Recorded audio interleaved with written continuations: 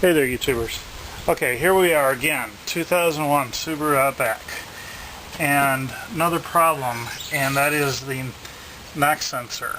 I've been getting a code, and I'll show you the code and show you how to fix this. I've done this once before on this car, and somehow the knock sensor went bad again, so... Okay, here we are, inside. And here we are with the code reader. Sorry about that. Set up. Let's turn the car on. If you don't start the car, just turn it to the on position and hit enter on this one for the scan. And it's scanning. Hoo-wee.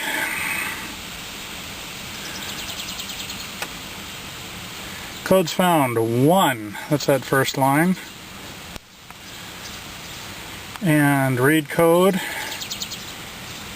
Okay, and it's P0325, which is a generic code, and it means knock sensor number 1, circuit bank 1, or single sensor is not functioning properly. The first thing to do is take off the air box, which I've done here.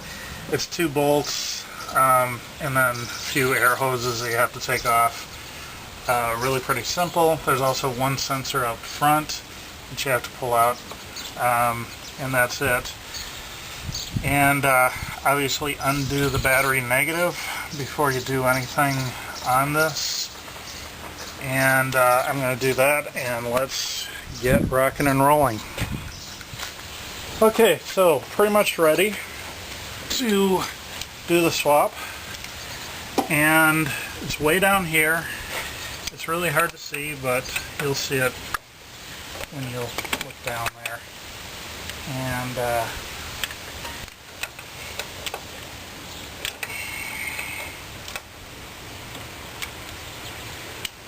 you just gotta get, there we go. Get the wrench on it somehow.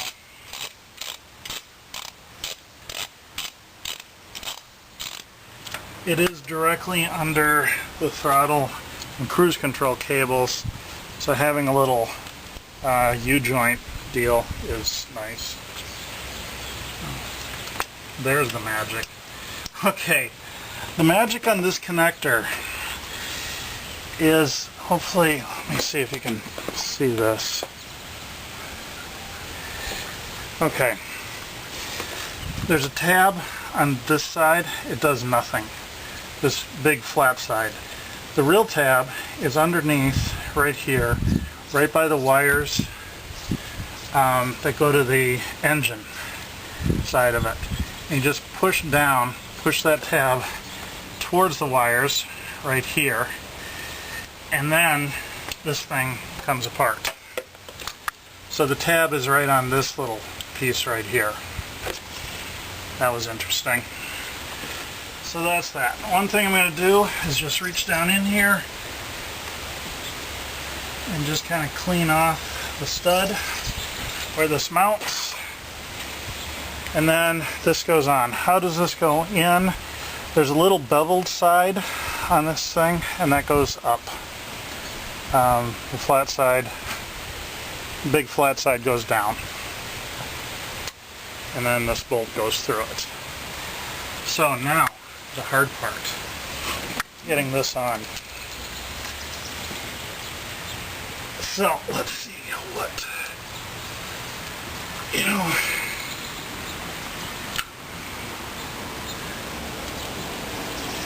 this is a time when you can curse and swear at the engineers all you want. Okay, now, there's only one way to put that thing in down there.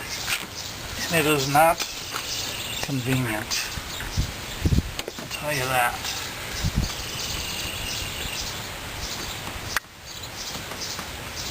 This is a time when you hopefully know somebody long, thin fingers.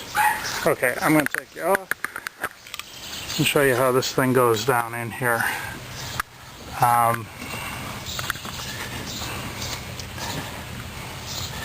Okay, there's the sensor, and you can see where the connector, which is the brown thing, just above my finger there. Let's pull this out. Okay, so you can kind of see how that orients in there, and it has to be in that orientation.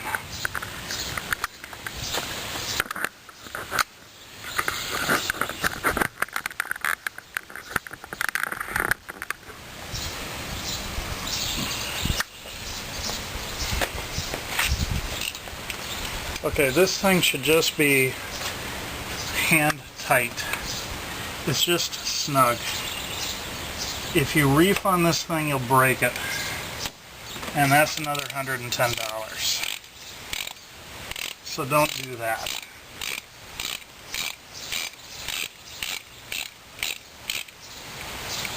So I'm just gonna, I'm way choked up on this wrench. And I'm just gonna make it hand tight and done. Don't do anything foolish. So then the connector from the sensor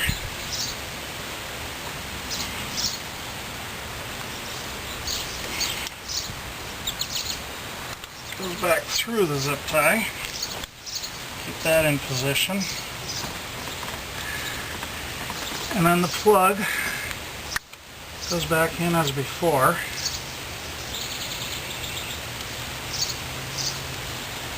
And connect it up. And pull the zip tie tight.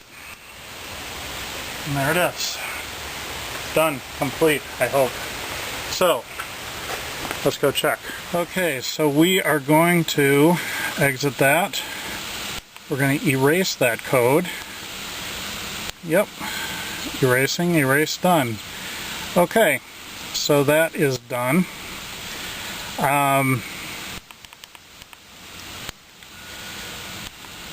So that's exited and that's done. Now we'll shut off the car and turn it on, start the engine, pull the code reader first on there and start up the engine. Let's see what happens. And look at that. No check engine light. None, not a zip. That's what I like to see. Okay, all good stuff. So that's it. A doable fix, a doable do-it-yourself fix. You're going to need long, thin fingers to get down in there, is the only thing. So hopefully you have those, or you know somebody who does. And remember, just hand tight on that bolt. Do not crank that thing, or you'll be doing it again. All right. Adios.